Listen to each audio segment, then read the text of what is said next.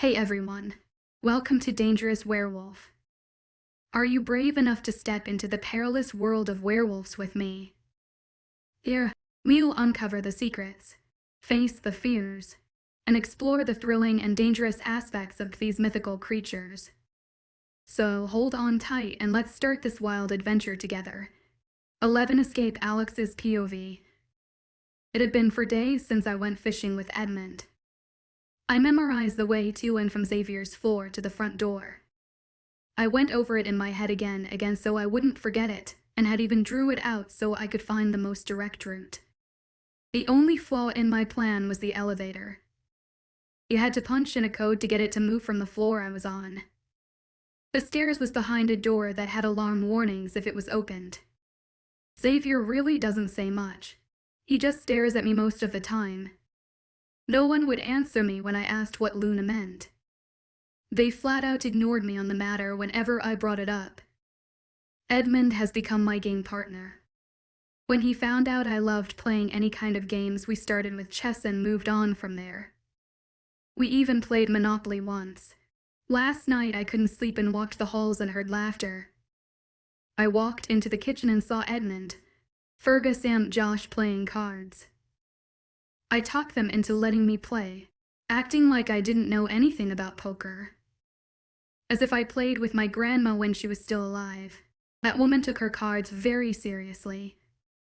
I managed to swindle them out of all their pretzels by the end of the night. I also learned that Erica, the little girl I talked to in the garden, was Josh's daughter. He thanked me for putting a stop to the bullying. Jimmy and David were getting used to being a little lax around me about babysitting me, as they knew there was nowhere I could go without alerting everyone. They still walked by whatever room I was in every 10-15 minutes and checked on me, which was better than them just standing and staring at me. I got dressed in blue jeans, my cowboy boots, and a long-sleeved shirt. I'm gonna go have that tea party with Addison she's been bugging me for since she got her new set to replace the one she broke. I told Jimmy, leaving Xavier's bedroom. After walking into Addison's room, Jimmy walked by about 5 minutes later to check on me. "Come have tea with us, Jimmy," Addison said. He looked truly frightened for the first time since I met him. I laughed as he fumbled for a reply. No, I've got, paperwork to do." "Yeah, paperwork. Sorry, kiddo," he said quickly, leaving. 20 minutes later, I couldn't help a sad smile on my face as I played with Addison. She kept calling me Aunt Alex, and she made me miss my oldest niece Danielle that was about her age. Once for her birthday, the whole family got dressed up in suits and formal dresses for a massive tea and dinner party, as that's what she had wanted. "Why are you sad, Aunt Alex?" she asked me. "Oh, nothing, just missing someone," I told her honestly. "You miss Uncle Xavier, don't you?" she asked. I didn't want to lie, but she was a kid and I couldn't bring her into the complicated situation I was in. So I lied. "Yeah, sure. Do you know where he is?" I asked, honestly curious about where he went all day. "He's in his office, downstairs." She said, "Why don't you go visit him if you miss him?" she asked. "I can't, I'm not good with numbers. I forgot the code to the elevator," I said, looking at my teacup like it had all the answers. Was I really pumping a 5-wire old for information right now? I looked up at her. Yes, I am." "I know it," she said, and hope swelled in my chest. "I can take you to him," she said, getting up. But you can't. You need to stay here in case Mom needs you," I said quickly. "Oh, okay," said, sitting back down to pour me more imaginary tea. "So, what's the code?" I asked her. "It's my birthday," she said, giggling. 40,315, she said. "Mommy had Uncle Xavier change it last year when I was tall enough to reach the buttons so I could use it if there was an emergency," she said, brushing her doll's hair. "Thank you, Addie," I said, kissing her cheek and giving her a hug. "I'm gonna go visit Uncle Xavier," I said, getting up and looking both ways out of her door before walking to the elevator and hitting the button while praying no one caught me. The ding made me jump, and when the doors opened, I quickly punched in the numbers Addie gave me. The elevator doors closed and I did a quick happy dance as the elevator started moving. I tried to press the one button, but it wouldn't light up. The elevator stopped on the 3rd floor. Well, at least I'm closer to the ground, I mumbled, stepping out and looking around. I saw people coming and going. No one was paying me any attention so far. Act normal, Alex, I said to myself in my head. The stairs here had the same alarm warning on it as the other one did. Walking around hall after hall, I was feeling hopeless, and this place was bigger than I first thought. I couldn't find any more stairs, but I heard a ding. There was another elevator. I pressed the button and waited. When the doors opened and luck was on my side, it was empty, but it needed a freaking code. I tried the one Addie gave me, but it didn't work. It needed different code. Signing, I thought maybe I could get the code from someone, and a plan formed in my head. I'd say that I was new and got lost and needed to find my way back down to the 1st floor. Hey, it might work. Only as soon as I needed someone, everyone vanished. I came to a huge doorway with 2 suits of armor on either side. The doors looked older than the others. I figured it was as good as any, so I slowly pushed it open. 2 heads snapped up and looked right at me. Xavier and bagpipes. Guess I found his office after all. What are you? I cut Xavier off by slamming the door. I grabbed the axe the suit of armor had and jammed it between the handles and ran.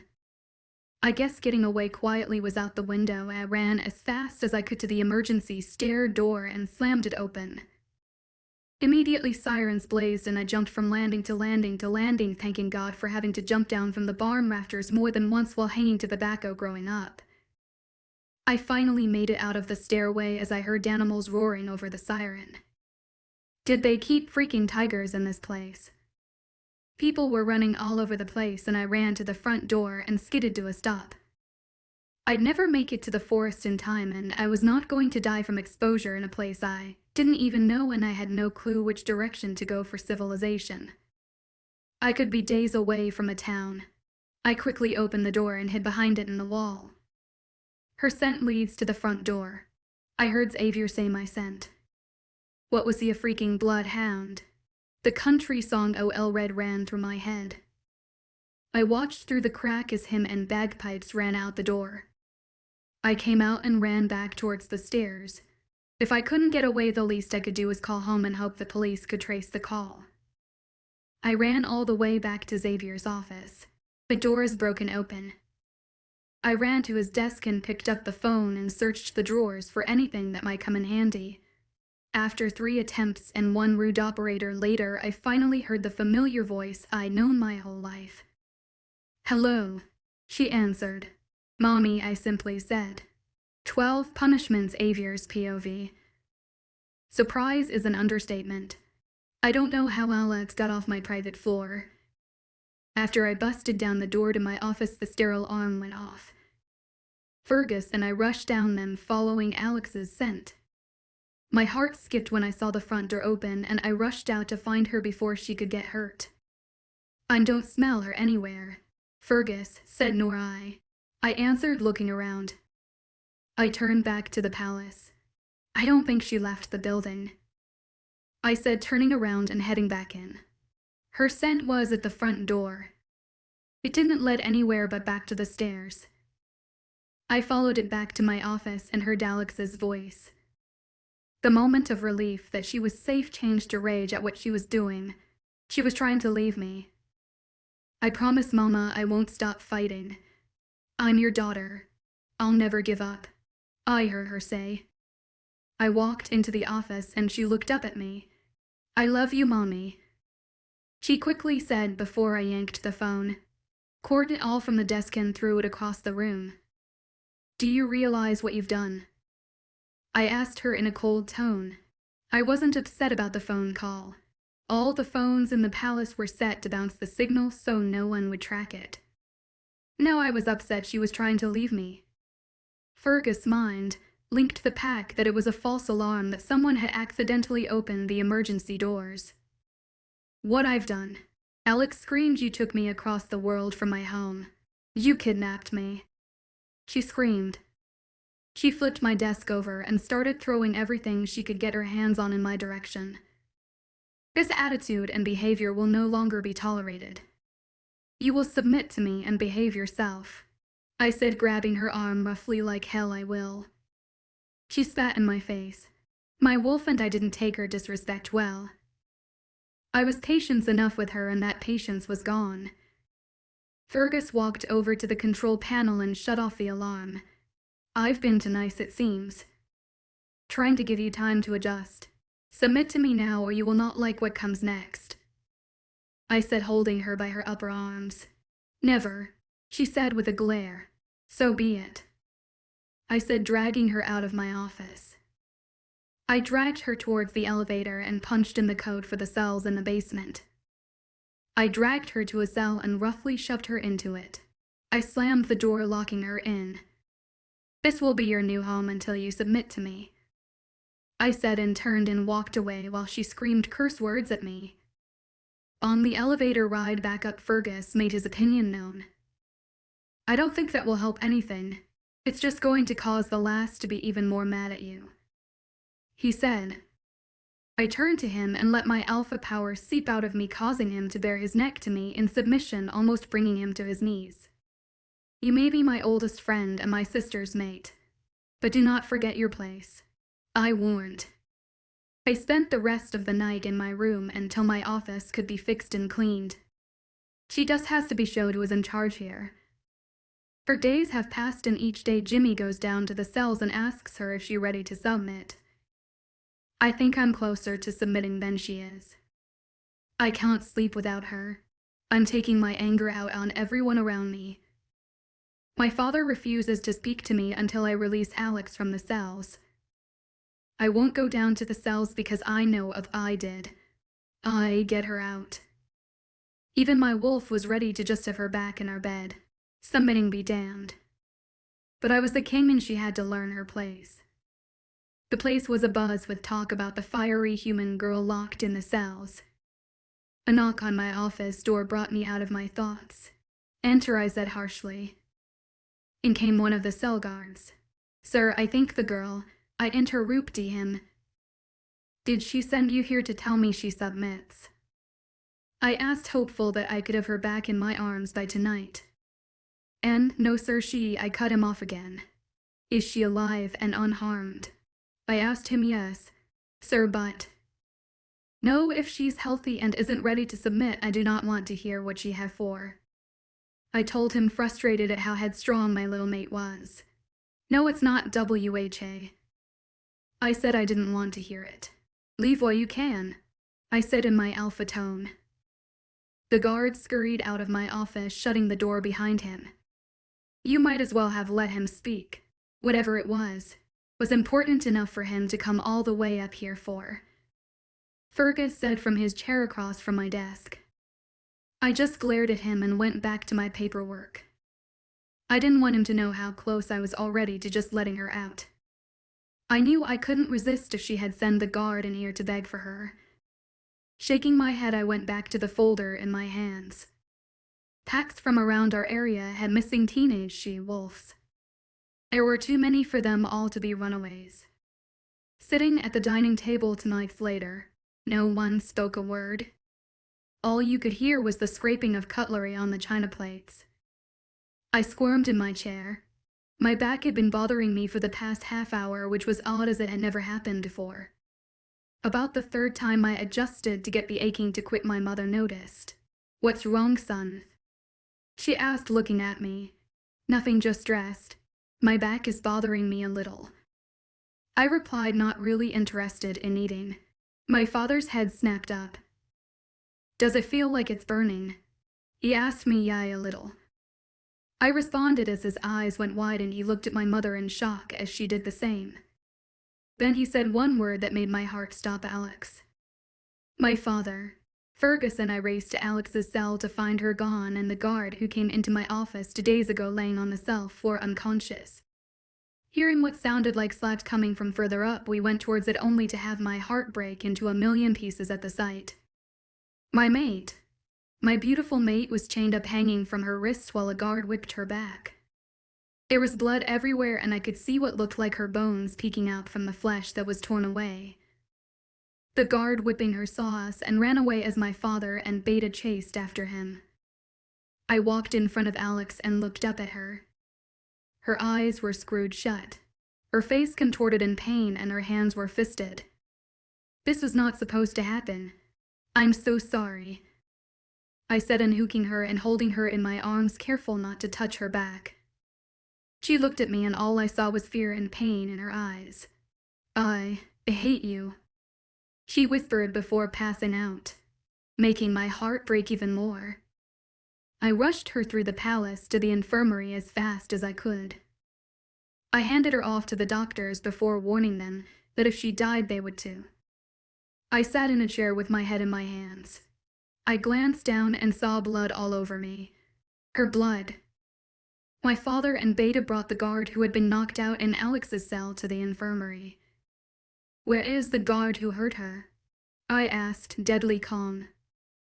He got out. I don't know how, but we will find him, my father assured me. I don't get it. No guard is allowed to give any punishment without written consent from you. Fergus said. Which guard was it? I asked Trandall.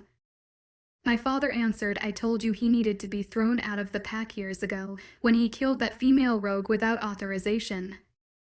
He said, I know this is already my fault, father, but Randall will die for hurting my mate. I said, leaning my head against the wall and staring at nothing, knowing if I lost her I wouldn't be able to 13 Payne's Avier's POV. It had been 3 weeks. 3 weeks since her beautiful eyes were opened. All because of my stupid pride and fear. I should have told her the first week she was here what I was, what she means to me and my world. I was afraid of her rejection. I didn't want her to see me as a monster. Yet she still doesn't know, but sees me as a monster anyway. I saw it in her eyes that night. She thought I was behind what he did to her. I was too prideful, wanting her to submit to me instead of being my equal and being honest with her. I was worried about others treating her differently for being human when all the time I was the one guilty of it. I refused to leave her side. Mates heal faster when they have skin contact. I wouldn't let go of her hand for very long. They had to put her in a coma because the pain would have been too much for her. After the first week I had her moved to our bedroom. Everyone was going by her room trying to get a glimpse of their new queen, but I couldn't let them see her like that. She wouldn't want them to. The doctor came in 6 times a day to change her position on the bed, change her bandages, empty the catheter, change her IV fluids, and add stuff to her feeding tube that runs down through her nose. She can't be on her back, so she lays mostly on her stomach. They move her head to the other side and prop her up on her sides throughout the day. It's always something different so that she won't be in one position too long. The doctor showed me how to do everything just in case she needed anything throughout the night. I know he would come if I called, but it made me feel useful. I've become her nurse and I'm damn proud to be able to care for her. At night before bedtime, I take off her bandages and clean her wounds, then I turn into my wolf and lick them. Since she's my mate, my saliva helps her heal faster. She'll have scars, but not as many. She's healed quite nicely and the doctor will be waking her from her coma in the morning. I don't care if she's mad or what she destroys as long as she's okay. Randall was still out there somewhere and the warriors had yet to find him. I vowed to track him down myself once she wakes up and I know she's okay. The other guard who came into my office that day, Michael, he had come to ask to have Randall transferred from the cells. He said Randall had tried to rape Alex and she fought back, breaking some of his fingers before he could. Enraging him, the other guards all made a schedule to make sure he was never alone with her. If I had only listened to him that day, she wouldn't have gotten hurt. Randall caught him off guard and bashed him over the head. Without his healing abilities, he would have died from the impact. For half an hour he whipped her. For half an hour I did nothing. She never made a sound. She never screamed, not giving him the satisfaction She was so strong. I hadn't felt the mate bond before. I didn't know. I should have. It's all my fault. I got up at 7 a.m. and took a quick shower. The doctor was due any minute, and hopefully my princess will wake up soon. All her wounds were closed and healed up nicely. Sitting by the bedside holding her hand, I smelt the doctor before I heard him knock. "Come in," I said, never taking my eyes off of her. "Are you ready, sir?" Dr. Thompson asked. "Yes." I answered, nervous. He got to work removing her catheter, feeding tube, then IV. With the drugs no longer going in through the IV drip to make her sleep, it may take about an hour before she wakes up. She can get up, move around, and take a shower or bath if she wants.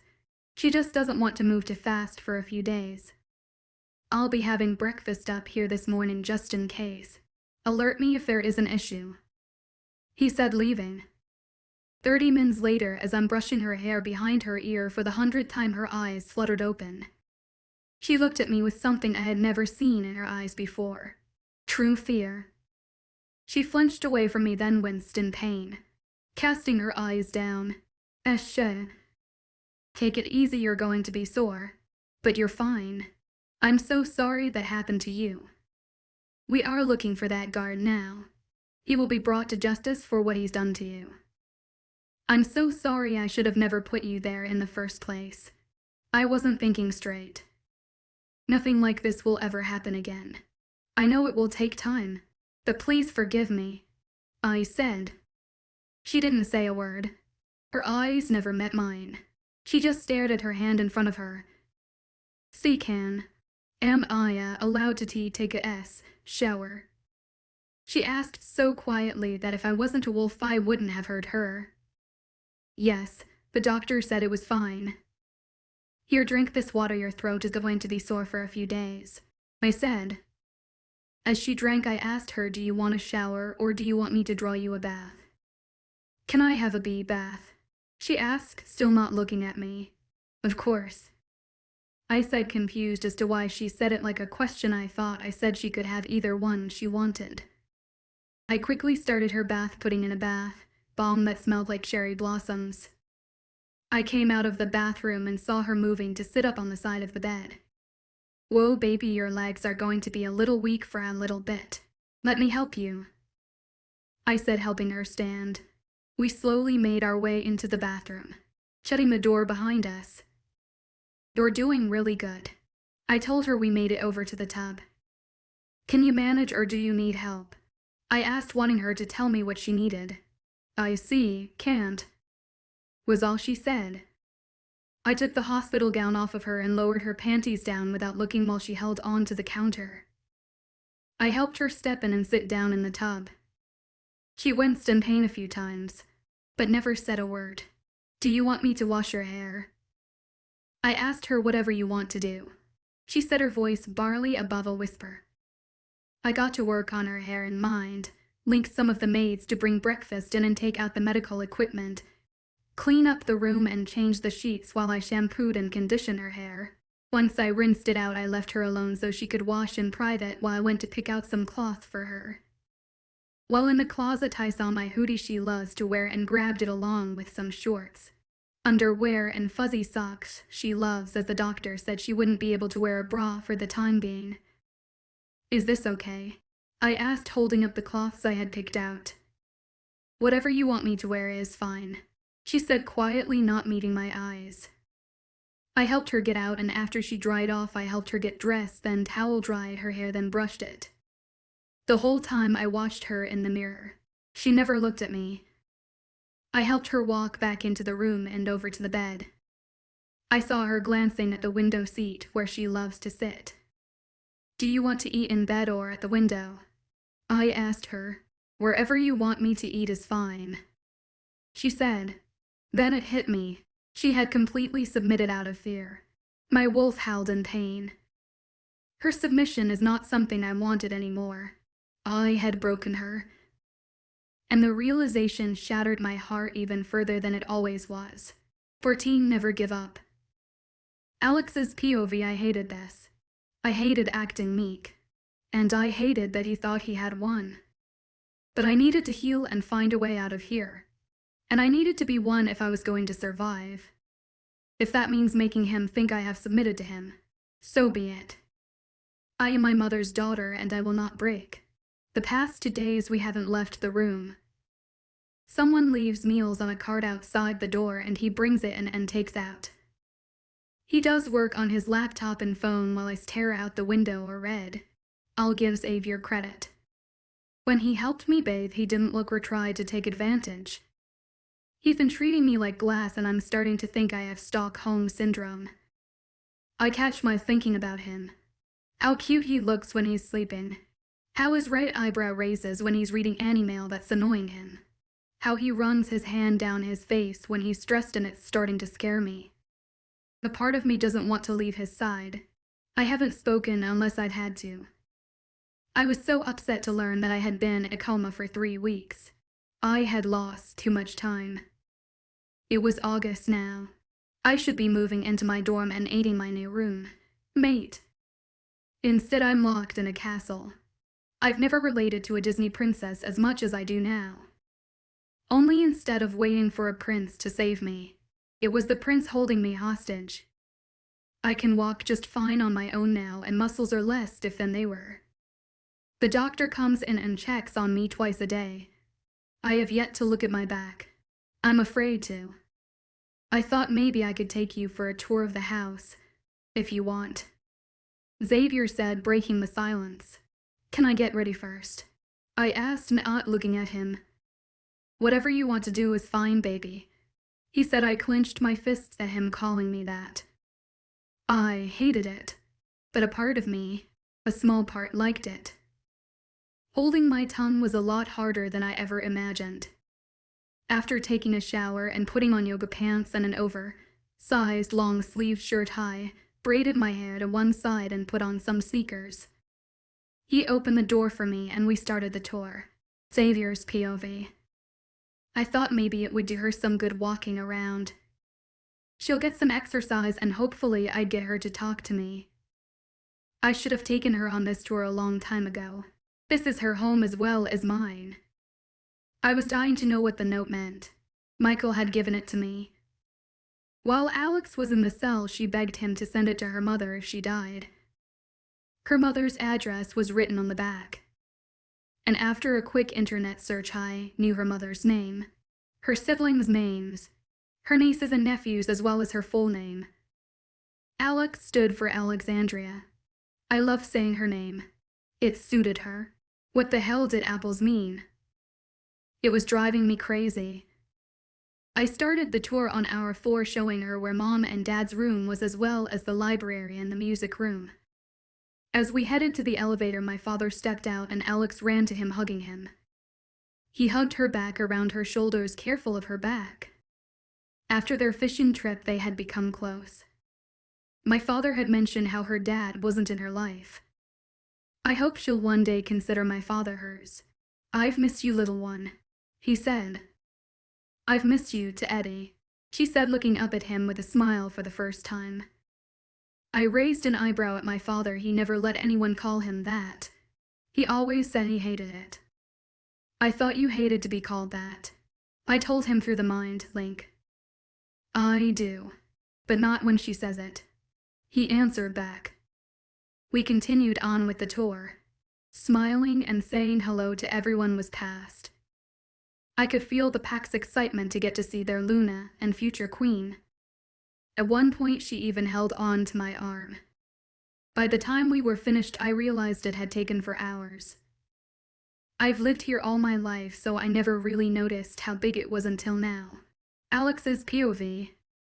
Seeing him interact with everyone here and getting to meet people, it wasn't hard to see how everyone respected him. Everyone seemed well taken care of. A part of me liked him a little more. People address me as Luna. I still don't know what the hell that means. When we returned to the room and he shut the door, I took my shoes off and I couldn't take it anymore. I walked over to him and hugged him. The contact with him, as per usual, my skin tingled at the contact that I only get with his touch. I don't know why. Call me insane, but I just needed comfort that I somehow knew I could only get from him. He seemed shocked at first. Other than wrapping around him like a vine in my sleep, this is the first time I was awake involuntarily touching him. He wrapped his arms around me and guided us to the couch. He sat down and positioned me on his lap. He didn't say a word, for which I was thankful for. He just let me nuzzle my face into his neck. His chest started to vibrate. I noticed he does that when he's happy. All it took was a few minutes for all the tension and stress of everything to melt away. He felt like home. I felt safe. I felt loved. And I wanted to cherish the feeling. Xavier's POV. I was surprised to say the least when she came over to me and hugged me. I relished the feeling, and my wolf started to purr when she nuzzled into me. Not a few minutes later, she had fallen asleep. I grabbed a blanket off the back of the couch and placed it around us, then settled in. Content and happy. I just hope this means we still have a fighting chance. 15 Attack Alex's POV. It had been a few days since Xavier gave me the tour of his castle. I was feeling a hell of a lot better. I know I could leave now and make it just fine, but I wanted to wait a few more days, just in case. At least that's what I'm telling myself. I'm starting to crave his touch more and more. And that scares the shit out of me. Currently I've got blue jeans, my cowboy boots, a black tee, shirt and one of Xavier's blue flannel shirts on. I'm deep in a game of Candyland with Elisa. The kids quit playing with us over an hour ago as apparently we were too competitive for them. That was a 4, not 5, I said as Elisa climbed up another ladder. No, it was a 5, you just didn't see it right, she argued. You two are worse than the kids. Xavier's mom Elizabeth said, looking up from her book. Or not. Alyssa and I both said, laughing. She reminded me a lot of my favorite older sister, Christina. All of the sudden alarms started going off, louder than the time I opened the emergency doors. Grab the kids and follow me, Elizabeth shouted at us. I grabbed Colt and Elisa grabbed Addison. We ran following Elizabeth to the elevator. Once we got on, she punched in a code and the elevator started moving faster than I'd ever seen it. When the doors opened, I noticed we were in a small basement. There were 6 elevators, 3 on one side and 3 on the other facing each other. To the right was a set of stairs and to the left was a concrete wall. Other women and children started peeling out of elevators as Elizabeth went to the concrete wall and touched a panel that started to move, revealing a keypad with numbers on it. She quickly punched in a code and the concrete wall started moving, revealing a door. What is it with these people of freaking codes? Everything had a code. At this point, I was surprised there wasn't codes to go to the bathroom. Everyone filled in. Walking in, there was walls on either side, then it opened up. There were couches and seating all around the huge room that was bigger than a gym. To the right there was a door and to the left there was a door. Some women went into the left and came out holding weapons while others sat on the couches holding their children. Alyssa got seated and I sat Colt down next to her. I went into what looked like a weapons room. No one was paying attention to me. So I grabbed a very shiny knife, about the size of my old hunting knife I used to have. I put it in my boot in the holder and I grabbed a 9 pistol and shoved it in the waistband of my pants after checking that it was loaded and quickly put my shirts over it. I walked out hoping no one saw. I walked over to the right of the door to see what was behind the other door and it went to a kitchen and some bathrooms. I went back to sit next to Elisa and looked around. There seemed to be about 3 women and children in the room. There was about 20 women standing in front of the door we came in with weapons. They looked like they were ready for war. They honestly looked badass. An older lady sat on my other side. She smiled at me, so I smiled back high. I said, not wanting to be rude, "Hey Luna, don't worry, the men folk will take care of everything. The female warriors are just a precaution." This piqued my interest. Female warriors. Who's coming? I asked. Rogues was what I heard, Luna. They always think they can overthrow Alpha Xavier. They never do, though. You'd think after 2 centuries they'd learn by now. He's the king for a reason, she said with a twinkle in her eye. I looked at her like she was insane. What the hell was a rogue? Alpha. Centuries. Xavier was at most 24, maybe 25. King. King of what cults? That's when I decided that this old woman was probably suffering from Alzheimer's. So I patted her arm and smiled at her. I had watched my grandpa go through it before he passed, and I knew sometimes to keep them calm and happy it was best to play along. If it made them happy and wasn't hurting anyone, it wasn't worth it to upset them by correcting them. There was a pounding on the door to the outside. All of a sudden it became deathly quiet. I looked towards the door like everyone else. Don't worry, Luna, they can't break the door. It's made of silver. They can't get in without the code. The old woman whispered to me, patting my arm like I had done hers. Part of me started to hope the police had traced my call and this was them coming for me. A small part of me hoped it wasn't and didn't want to leave Xavier. I felt like that half of my mind was a traitor. Suddenly the door opened. The female warriors raised their weapons when we heard a man speak. Aha, you ladies. Wouldn't hurt the little pup, would you? He man said. He was holding a little girl about 4 years old around her waist next to his body. She was struggling to get away from him. Two more men stood behind him just outside the door. Quit moving, you brat, he said, grabbing her hair and pulling her head back, causing her to cry. That kissed me off and I got to my feet and stood behind the female warriors. Nikki. A woman screamed, running towards them, only to be held back by some of the women. Mommy. The little girl cried, reaching for her mom. I pulled the knife from my boot and slid it up my sleeve, gripping it by the handle. Tell ya what, since I'm such a nice guy, I'm willing to trade. Give me the Luna and I'll let the girl go. If not, I may just have some fun with this young one. He said. I gagged at the implication of what he meant he would do to the child, and realized he was talking about me. We will never hand over the Luna, one woman said, followed by a lot of yays. Weirdly, I felt pride as they were standing up for me. But there was no way I was going to let a child take my place. I would give my life for hers in a heartbeat. There was no question of that. His hand started sliding down the little girl's body and I snapped. Stop. I screamed, getting everyone's attention. If you want the Luna, I'm right here, I think. That's what they've been calling me anyway, I said, walking in front of the group of well-armed women. I heard a rumor you were human and I just couldn't believe it, he said, laughing. I was honestly confused. Weren't we all human? Put the girl down, I said. Sure, as soon as you walk over here. I'll exchange her for you, he said with a nasty smile. I walked over to them and stood within arm's reach. He suddenly dropped the little girl and grabbed my arm as the little girl scurried over her mom. So the human Luna, he sneered in my face. My nose crinkled. He smelled like roadkill. I don't even know what that means, I said, just done with everything at this point. Let me help you. See, we are not human. No one in this room is human, except you. Bobby, why don't you show the Luna what we are? He said, motioning to the man on his right. I looked at Bobby, then he started to shake and fall on his hands and knees. All at once the man named Bobby disappeared and a large dog stood in his place. He looked like he had mange. Well, you don't see that every day, I said, rolling my eyes and acting unaffected. My sarcasm tends to go through the roof when I'm scared or pissed off, and currently I was both.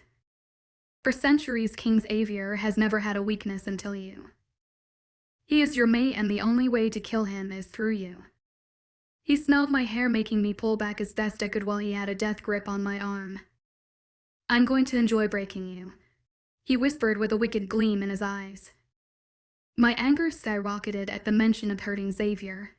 Good luck with that, I said with a smile, turning the knife around in my hand at my side. I brought my hand up and jammed the knife in his chest into his heart, then pulled it out and shoved it under his chin through the top of his skull. I pulled my arm from his loose and grip and pulled the handgun from the small of my bag. I aimed it at the dog and man at the door and fired 4 shots. 2 into each of their chests at their hearts. I pulled the knife from the man's head and he fell to the ground at my feet. I was well aware I probably had blood spattered all over me, but I was too much in shock to care at that point.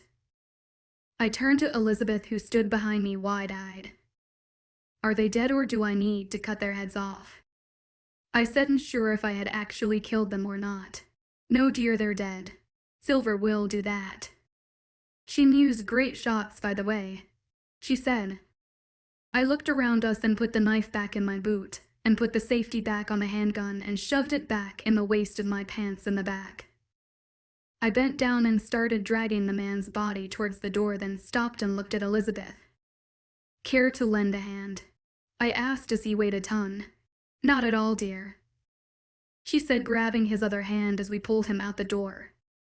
I didn't want the kids to be stuck in there with a dead body. I told her once we were outside of the door. "Good thinking," she said. Just then a disheveled man ran down the stairs. I looked at Elizabeth as a silent question. "Oh, he's a rouge, dear. He's with these men here," she said, gesturing at the 3 dead men at our feet. "That's all I needed to know," I said, drawing my handgun, switching off the safety and firing at him, blowing the back of his head off. "You really are a great shot, Alex. Where did you learn to shoot?" she asked, like I hadn't just killed for people. "My mom. I've handled guns since I was 5, I said. Mom wanted us to know how to protect ourselves. When I got older and joined Grotch in high school, I was one of the best on the rifle team, I explained. "I'm also not bad with a bow," I said. "So what's a mate?" I said, looking towards the door, fully expecting another rogue to come in. "Well, Xavier should be the one to tell you," she said. "I think we're past that now," I said, irritated that these people wouldn't give me straight answers from day one. "Well, the moon goddess Selene. She gifted us with mates, better known to you as a soulmate. They are our other half. If they die, we die. We can feel their emotions and pain when we complete the mating ritual. We get tingles from their touch. Their smell can calm us in an instant. It's not uncommon for a wolf to have a human mate. It's rare for an alpha, though, but it does happen. You and Xavier are made for each other. He's been waiting for you for a long time. We all have," she explained. "Why didn't he tell me?"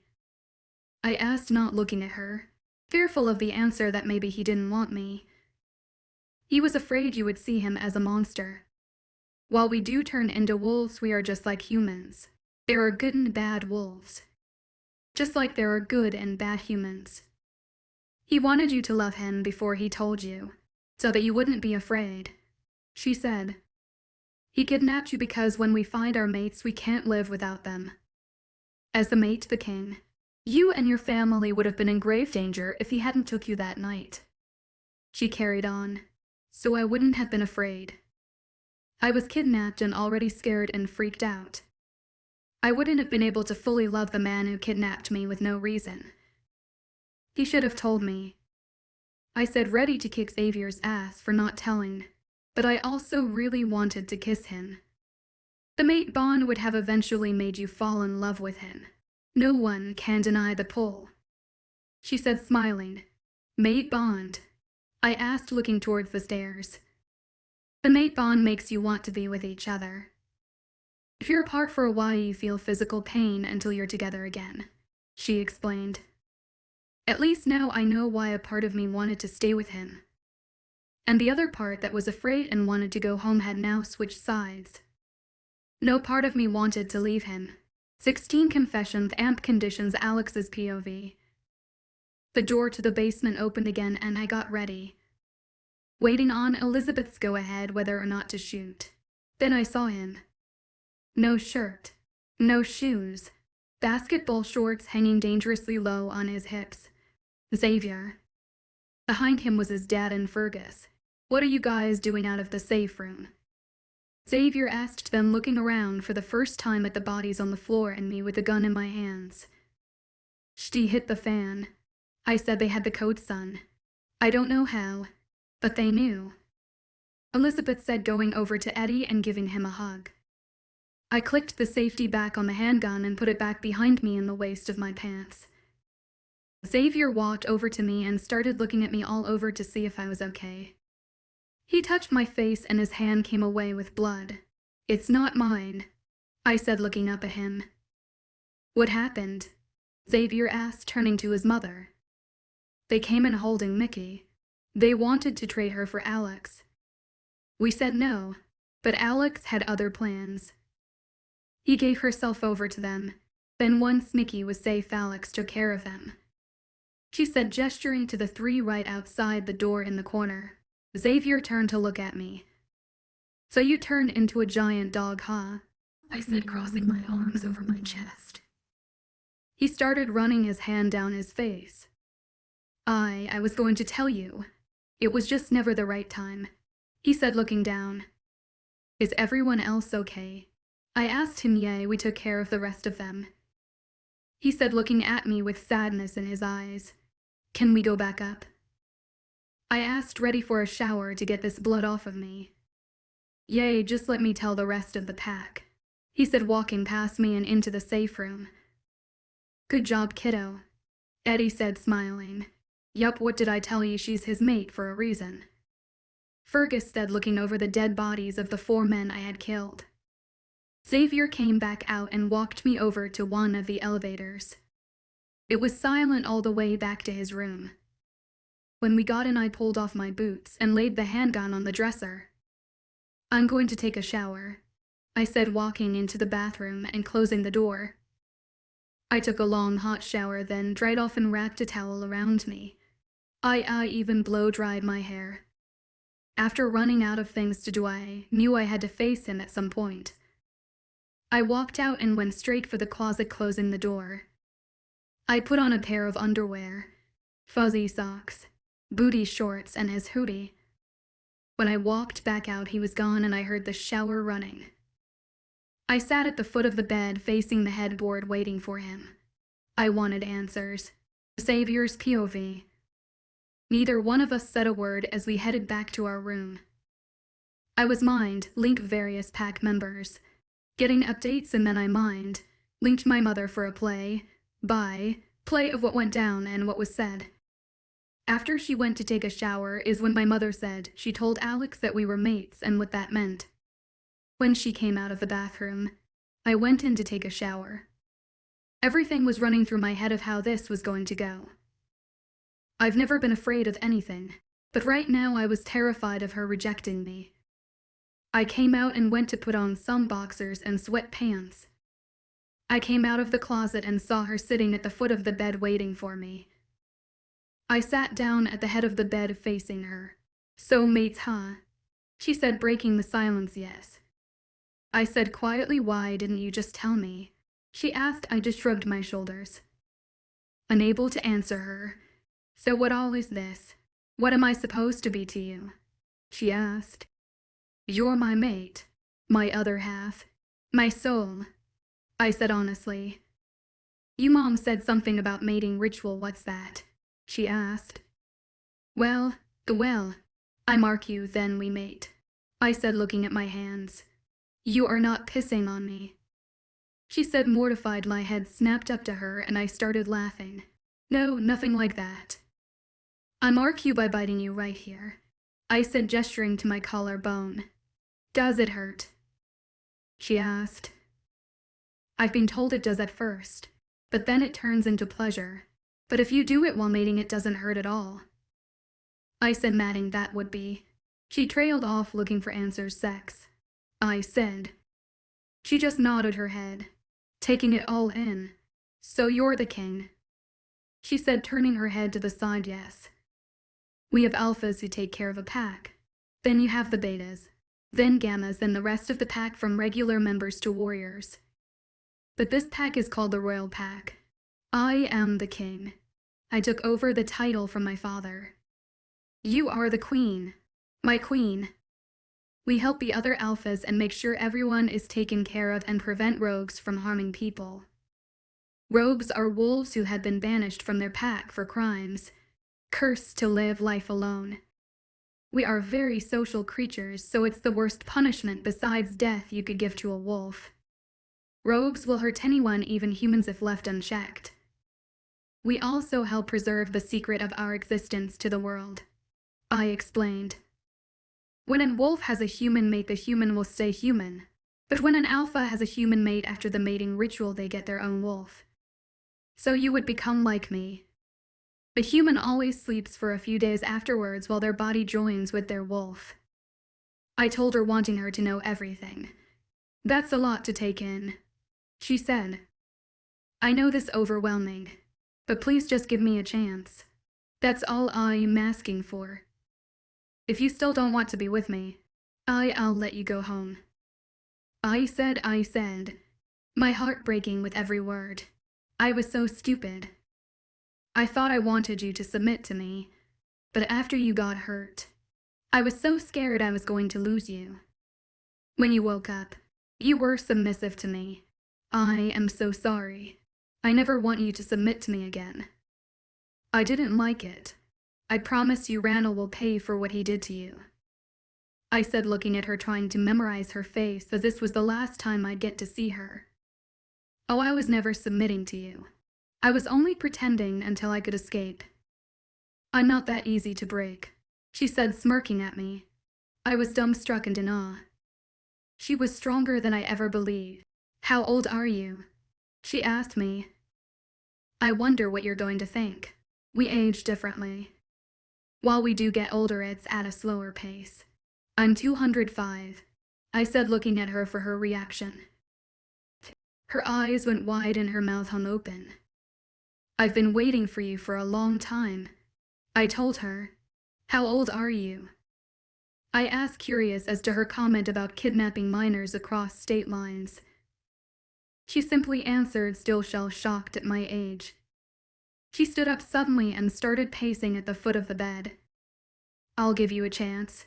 Give us a chance. But I have conditions, she said, looking back at me. Which are? I asked, with hope swelling in my chest. One, do not lie to me again. Lying is my biggest pet peeve and I will not stand for it. That includes lying for my own good or keeping things from me for my safety. That never works and people always end up because they didn't know who or what to avoid because someone didn't tell them for their own good. Nothing good ever comes from that. So I want to see my mom and explain. I will not let my mama go through her life thinking I'm being her tour dead in a ditch somewhere for the rest of her life. It'll kill her. 3, when I go to sleep after the marking thingy. You will not leave me alone. I don't care if you have to pack me around like a rag doll. Do not leave me alone. I don't like the thought of being passed out and at the mercy of anyone. For there are some things about me you should know, she said, stopping her pacing and looking at me. I promise I will do them all. I won't lie or keep anything from you again. You have my word. We will go together and explain everything to your mom. She can come visit anytime she wants to. I wouldn't leave you alone anyway, and I always love getting to know things about you, I said. Once I tell you about what's happened to me, what I've done, you may not want me, she said, walking over to the window seat. Nothing can make me not want you, I said. Just let me tell you and don't interrupt, she said, looking out the window. Okay, I said, curious as to what she thinks is so bad. I killed my own father, she said so quietly I almost didn't catch it. I'm a lot younger than my siblings. My oldest sister is 10 years older than me. My second sister is 9 years older than me. My third sister is 8 years older than me, and my brother is 6 years older than me. I've always been the baby of the family. My first niece was born when I was 8. I've been a babysitter ever since I was 12. I love it. My older siblings had a great dad, but they were all out of the house when things got bad. My mom is an amazing woman. She works a lot though, but she's always there when we need her. She's my best friend. When my siblings were little, our dad only drank on the weekends and never a lot. But after they all left, it was a 6-pack every day, then a 12-pack, and eventually a 24-pack every day. He would regularly pass out on the floor. He started hitting me when I was 10 when we were home alone. He dragged me around the house by my hair once. I didn't tell anyone because I didn't know any better. When I was 15, my brother walked in on him hitting me. He told our mom and she kicked him out that day and filed for divorce. Turns out he had been beating the hell out of her 4 years. She was planning on divorcing him when I turned 18 as she thought he was a good dad to me like he was to the other kids. He went crazy, blamed everything on me, and threatened to kill me and my mom. He tried a few times. He cut the brakes on my car. He went around town drunk, boasting how he was going to put a bullet in my head. Mom was able to get a restraining order, but it did nothing. He still broke in while we were gone and trashed the house and continued with his threats for almost a year. One day, I guess he was tired of threatening and was waiting for us when we got home from a ball game. He beat my mom in front of me and put a gun in my mouth. Somehow I got away from him and ran to my room. Since Mom kicked him out, I kept a shotgun behind my door for protection. He came at me and busted my door down. I didn't hesitate. I killed him. I was 16. After the investigation and police interviews, it was classified as a justified shooting. At first, when Mom filed for divorce, my sisters had a hard time coming to terms with it. At first, they couldn't believe what I said about the beatings. But I guess over the course of the year from hell, they realized I wasn't lying. When all of this was going on before I killed him, a new guy, Brad, started working with Mom at her job. He was a year older than me. I've always gotten along better with guys than girls. I think it's because my sisters are a lot older, so I hung out with my brother and his friends for as long as I can remember, fixing cars, playing tackle football. I was the definition of tomboy. Still am, but I only saw Brad as a friend, nothing more. When he tried to kiss me one time, I made it crystal clear that I did not like him like that. He asked me out a few times, but after a while he backed off and I thought we were good. I was wrong. After I killed my beatard of a father, I stayed home from school for almost 2 weeks. I needed a break from everyone staring at me. One of my sisters had went and got my work. 6 days after I killed him, Brad showed up at my door. I was home alone as Mom was at work. I was still upset and trying to process everything. Instead of being a friend, he demanded I go out with him on a date. Didn't ask, demanded. I was over everything and I had so much pent-up rage. I let him have it. I called him every name in the book and then some. I told him he was an idiot who couldn't take a hint. That I had already spelled it out for him. Did he want me to write it in crayon? I was beyond mean. I shouldn't have said those things. I was just so angry. I turned around and slammed the door in his face, but I made the biggest mistake of my life. I didn't lock the F-king door. I was walking down the hallway when I heard the door slam open. I turned around to give him a piece of my mind, but he was already behind me. He wrapped his hands around my throat. I couldn't breathe, but he didn't stop. I passed out. When I woke up, he was gone and my cloths were off and I was hurt. I felt like it was my fault. If I had locked the door, if I hadn't taken my anger out on him, I got up. I took a shower. I cleaned up the blood off the floor and I went to my best friend's house. Mikey has always been my best friend, since we were 3. I was the first person he came out to when he came out of the closet. Mom knew he was gay, so she never had a problem with us having sleepovers. I went to his house and didn't say anything, just laid in his bed hiding from the world. He knew something happened because of the bruises on my neck.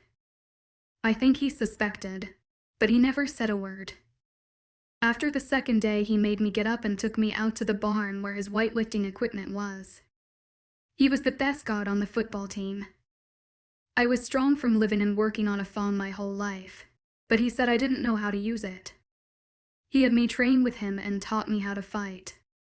Brad started stalking me. showing up at games and at my siblings' houses while I was there. Mikey started noticing him and straight up made me tell him. He never let me be alone after that. The next time we saw Brad at a football game, Mikey beat the brakes off of him after the game. He even broke one of his legs. After that, I never saw Brad again. I didn't know what to say to her. I wanted to resurrect and kill her father again for what he put her through. I wanted to kill the guy who raped her. I'd have to find her friend Mikey, and thank him for at least breaking his legs. Although I'd prefer his head on a pike. I got up and walked over to her and pulled her in my arms, picking her up and walked back over to the bed. I sat down with her on my lap. She wouldn't look at me, so I placed hand on her chin and brought her head up so that she was looking at me. None of that would make me not love you. If anything, I love you even more now. If that's at all possible. You are so strong. I love you. I want to be with you. I'm 205 years old. I've done things way worse than that I'm not proud of. You have done nothing wrong. You defended yourself from your father. What that guy did to you is not your fault. You are everything to me. I told her honestly, brushing away her silent tears running down her cheeks. After 20 minutes, she leaned up and kissed me softly. I kissed her back just as gentle. Then she nuzzled into my neck, which is her favorite place to sleep. I got comfortable in the middle of the bed with her still laying on me and pulled the comforter around us.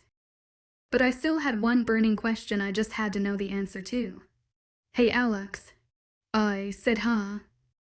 She responded, can I ask you a question that's been bugging Messer? What the hell does apples mean? 17 apples, Alex's POV. I leaned up and looked at Xavier. I wiped the tears from my face and started laughing. It's a safe word. Like people use for dead.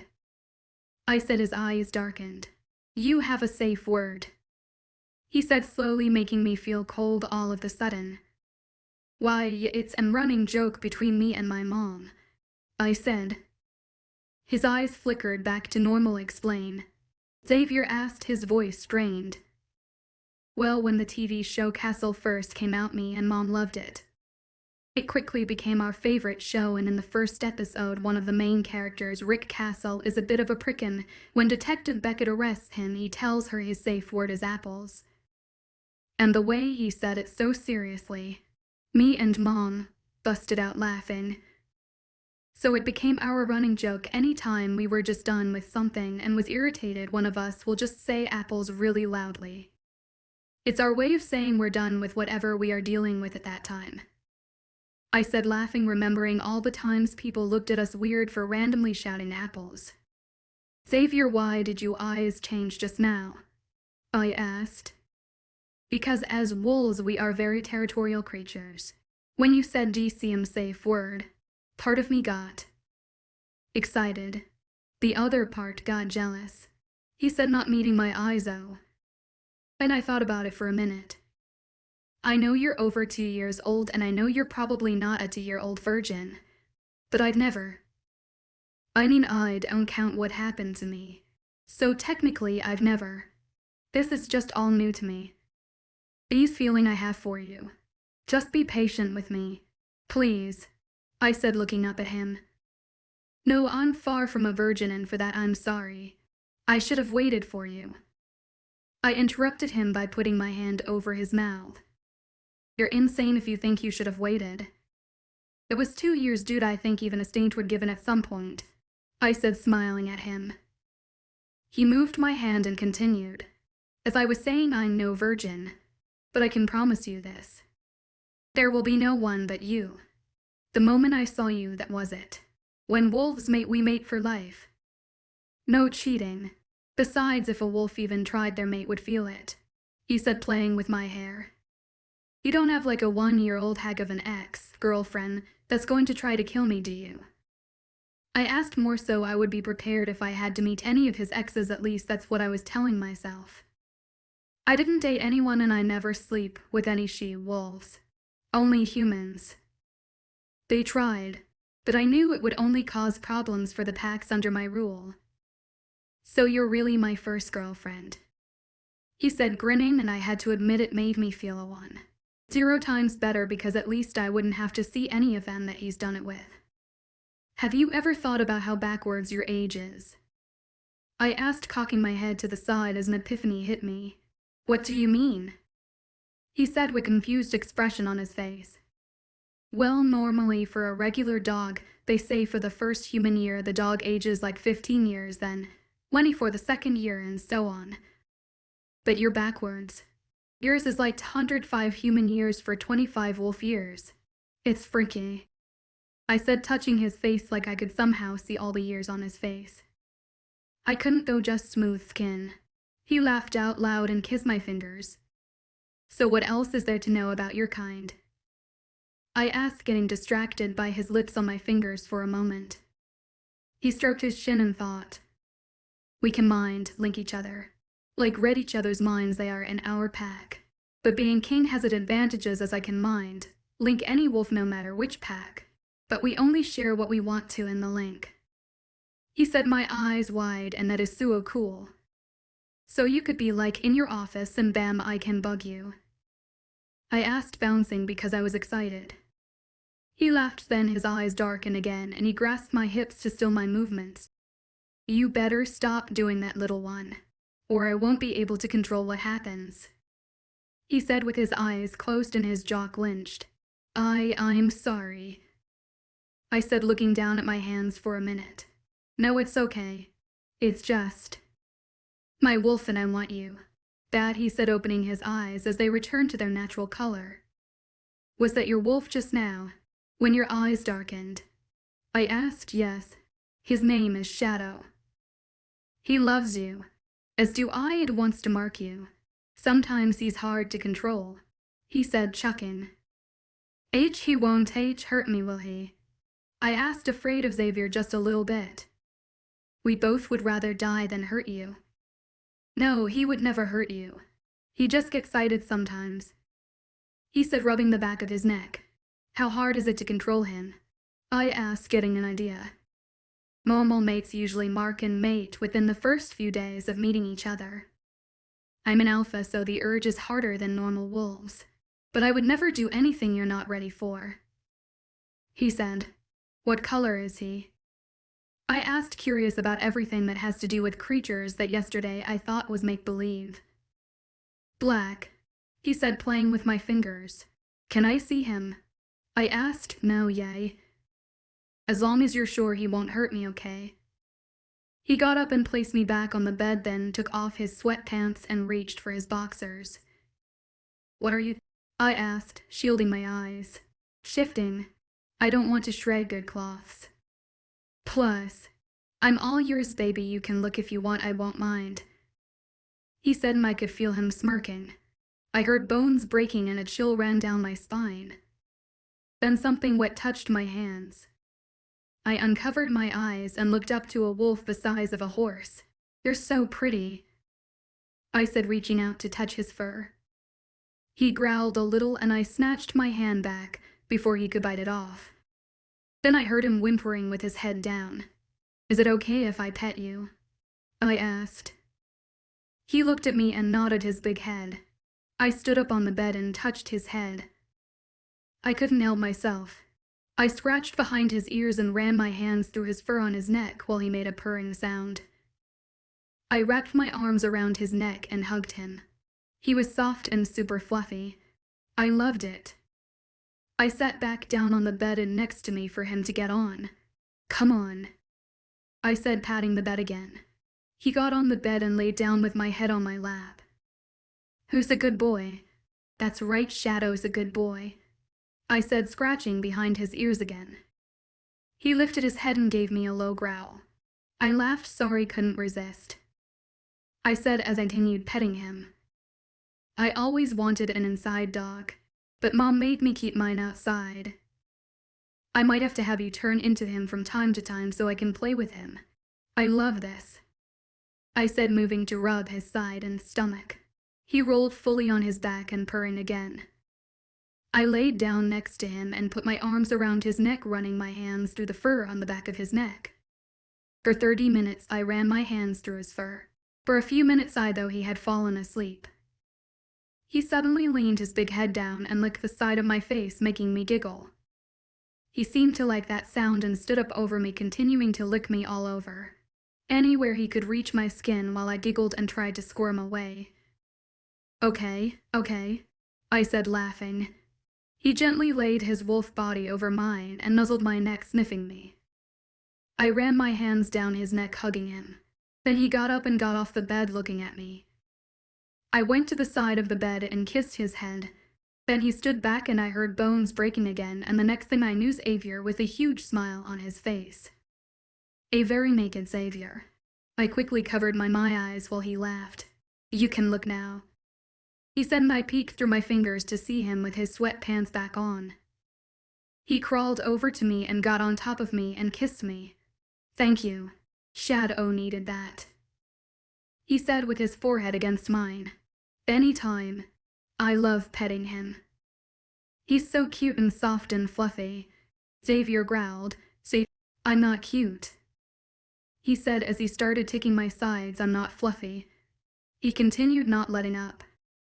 Okay, I take it back, I said, trying to catch my breath. He stopped, but laid on top of me, laughing. I love the sound of your laugh, he said, smoothing my hair out of my face. Can I roam around the castle now? I asked, tired of being cooped up on one floor. Sure, as long as you take Jimmy or David with you. Until you get your own wolf, you're still vulnerable. I'll give you the codes to the elevator after breakfast, but I want you to come with me to my office tomorrow. I don't want to be away from you, and I've got some work to do. He said okay, I said, playing with the hair at the nape of his neck. Go out on a date with me tomorrow night.